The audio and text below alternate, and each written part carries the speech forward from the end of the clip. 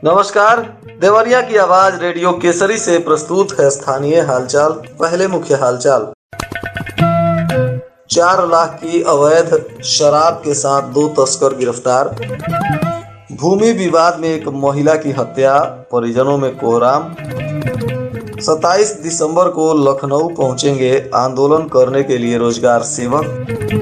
और परीक्षा केंद्र बनाने में वित्त विहीन स्कूलों पर सरकार की मेहरबानी। अगर जांच आगे बढ़ी तो और शिक्षकों की बढ़ सकती है परेशानी। स्थानीय हालचाल के इस अंक के साथ मैं निकेत मिश्र। अब हालचाल विस्तार से।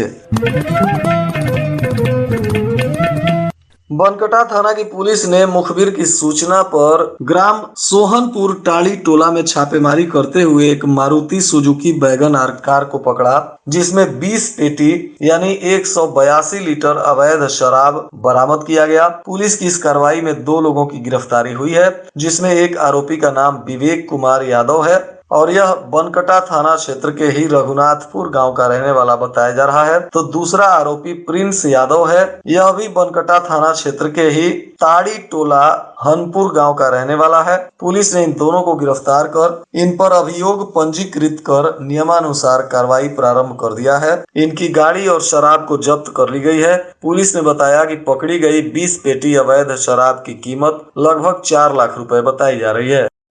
इधर देवरिया में बंटवारे को लेकर पटीदारों के बीच खूनी जंग में 65 वर्षीय महिला की हत्या कर दी गई। मारपीट में 2 बेटियां और दामाद घायल हैं। दामाद की हालत गंभीर बताई जा रही है। मामला देवरिया के महुआडीह थाना क्षेत्र का बताया जा रहा है। पुलिस मौके पर पहुंचकर कानूनी कार्रवाई में जुट गई है। हत्या आरोपियों को जल्द ही गिरफ्तार करने की बात भी सामने आई है। बताया जा रहा है कि महुआडीह थाना क्षेत्र के समोगर गांव में 65 वर्षीय मदना खातून पत्नी स्वर्गीय अली हसन का उनके पटीदारों नूर मोहम्मद के साथ घर के हिस्से और जमीन के बंटवारे को लेकर विवाद चल रहा था। रविवार की देर रात दोनों के बीच कहासुनी हुई, गाली गलौज होने लगी। इसी दौरान बात बढ़ने पर दोनों पक्षों में मारपीट शुरू हो गई। देखते ही देखते एक पक्ष ने लाठी डंडे से हमला बोल दिया, जिसमें मदना खातून पर कई वार किए गए। उनके सिर पर चोटें लगी और वह वहीं पर गिर गईं, घायल हो गईं। उन्हें अस्पताल ले जाया गया परंतु उनकी मौत हो गई। इस घटना के बाद दोनों परिवार में तनाव व्याप्त है। आरोपी फरार बताए जा रहे हैं। पुलिस ने मृतिका के शव को पोस्टमार्टम कराने के बाद परिजनों को सौंप दिया है और इस घटना में आरोपियों की गिरफ्तारी के लिए छापेमारी कर रही है। उत्तर प्रदेश ग्राम रोजगार सेवक संघ की बैठक हुई, जिसमें अपनी विभिन्न मांगों को लेकर 27 दिसंबर को लखनऊ में होने वाले आंदोलन को सफल बनाने का आह्वान किया गया। संघ के जिलाध्यक्ष योगेश्वर राव चंदेल ने ग्राम रोजगार सेवक एकता संघर्ष समिति के द्वारा ग्राम रोजगार सेवकों के शीघ्र सम्मानजनक मानदेय वृद्धि और सेवा नियमितीकरण को लेकर 27 दिसंबर को लखनऊ में आयोजित होने वाले महा आंदोलन को सफल बनाने के लिए अधिक से अधिक संख्या में पहुंचने का आह्वान किया। बैठक में यह भी निर्णय लिया गया कि समस्त ग्राम रोजगार सेवक 100% संख्या बल के साथ लखनऊ में आयोजित महा आंदोलन में पहुंचे। बैठक में श्री प्रकाश निराला, वंदना मिश्रा, प्रेमलता सिंह, विवेक प्रसाद सिंह, प्रभाकर पाठक सहित दर्जनों सदस्य शामिल हुए। जिले में बोर्ड परीक्षा के लिए केंद्र बनाने में विभाग ने वित्त विहीन विद्यालयों पर काफी मेहरबानी दिखाया है। वित्त विहीन मान्यता प्राप्त 41 स्कूलों को परीक्षा केंद्र बनाया गया है। जिले में राजकीय वित्त पोषित और वित्त विहीन के कुल 553 विद्यालय हैं, जिसमें 22 राजकीय हाई स्कूल और इंटर कॉलेज, 122 अशासकीय सहायता प्राप्त हाई स्कूल और इंटर कॉलेज तथा 409 वित्त विहीन मान्यता प्राप्त हाई स्कूल और इंटर कॉलेज है। बोर्ड ने जिले में हाई स्कूल और इंटर की बोर्ड परीक्षा के लिए 24 नवंबर को 177 केंद्रों की सूची जारी की थी। इनमें 10 राजकीय, 110 वित्त पोषित और 57 वित्त विहीन विद्यालयों को केंद्र बनाया गया था। केंद्र को लेकर जिले के अलग अलग स्कूलों से 346 आपत्ति आई थी, जिसमें 113 लोगों ने अपने स्कूल को केंद्र बनाने का मांग किया था। वहीं 13 लोगों ने परीक्षा केंद्र को निरस्त करने के लिए आपत्ति दिया था। विभाग ने इसकी जाँच करते हुए पुरानी पुरानी सूची में शामिल 32 परीक्षा केंद्रों को निरस्त कर दिया। उनके स्थान पर 35 नए परीक्षा केंद्रों को जोड़ा गया है। विभाग ने 10 राजकीय विद्यालयों में से 8 सेंटर को निरस्त कर दिया, तो वहीं केंद्र बनाए गए 110 वित्त पोषित विद्यालयों में से भी 14 को बाहर कर दिया। वित्त विहीन मान्यता प्राप्त 57 विद्यालयों को पहली सूची में परीक्षा केंद्र बनाया गया था। इसमें से 16 को बाहर किया गया है, जबकि 41 नए स्कूलों को जोड़ दिया गया है। ऐसे में नए परीक्षा केंद्र बनाए गए सभी स्कूल वित्त विहीन मान्यता प्राप्त की श्रेणी में ही आते हैं। वित्त विहीन स्कूलों पर दिखाई गई यह दरियादिली अब विभाग में चर्चा का विषय बनी हुई है।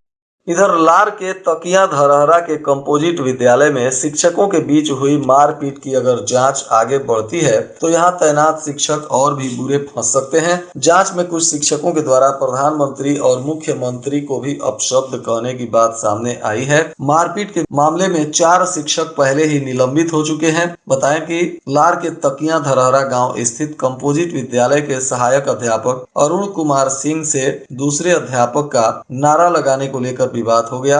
शिक्षकों के 2 गुटों में जमकर मारपीट हुई। पुलिस मौके पर पहुंचकर दोनों पक्षों को थाने लेकर आई। लार के खंड शिक्षा अधिकारी ने घटना की जांच की और अपनी रिपोर्ट बेसिक शिक्षा अधिकारी को कल ही सौंप दिया था। रिपोर्ट में शिक्षकों पर गंभीर आरोप लगाए गए हैं। बीओ की रिपोर्ट में ग्रामीणों ने 3 शिक्षकों पर कक्षा में नहीं पढ़ाने, राष्ट्रगान में नहीं खड़े होने और मुख्यमंत्री तथा प्रधानमंत्री के लिए अभद्र भाषा का प्रयोग करने का आरोप लगाया है। इसके साथ ही छात्र ने एक शिक्षक पर जय हिंद कहने पर पिटाई करने का भी आरोप लगाया है। इस मामले में बीएसए ने शिक्षक अरुण कुमार सिंह, अनय कुमार, धर्मेंद्र कुमार वर्मा और संजय कुमार को शनिवार को ही निलंबित कर दिया था। बीएसए ने पूरे प्रकरण की जांच के लिए सदर और तरकुलवा के बीओ की टीम बनाकर जांच करने का निर्देश दिया था।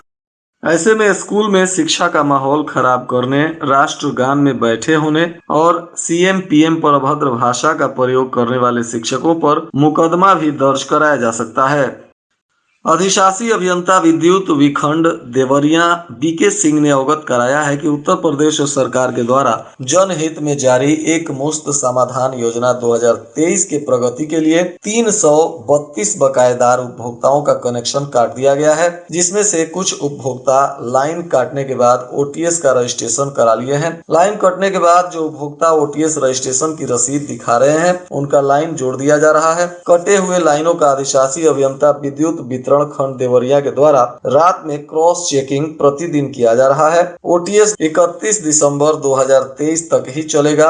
अब सिर्फ 6 दिन बाकी है। देवरिया जिले के सभी उपभोक्ताओं से अनुरोध है कि जल्द से जल्द कैश काउंटर यानी सीएससी अथवा ऑनलाइन माध्यम से ओटीएस का रजिस्ट्रेशन कराकर छूट का लाभ प्राप्त करें। अब यह योजना अपने अंतिम चरण में है। लाइन डिस्कनेक्शन से बचने का यह सुनहरा मौका विभाग के द्वारा दिया गया है।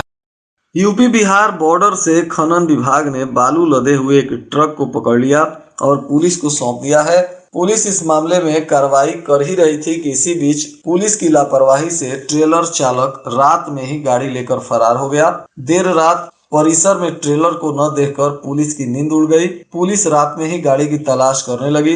देर रात सर्विलांस की मदद से उसे बनकटा थाने से बरामद कर लिया गया। खनन विभाग की टीम ने मेहरौना बॉर्डर से एक बालू लदी ट्रेलर को पकड़कर लार पुलिस को सौंपा था। अब खनन विभाग ने ट्रेलर चालक के विरुद्ध केस दर्ज कराया है। पुलिस इस मामले में आगे की कानूनी कार्रवाई कर रही है।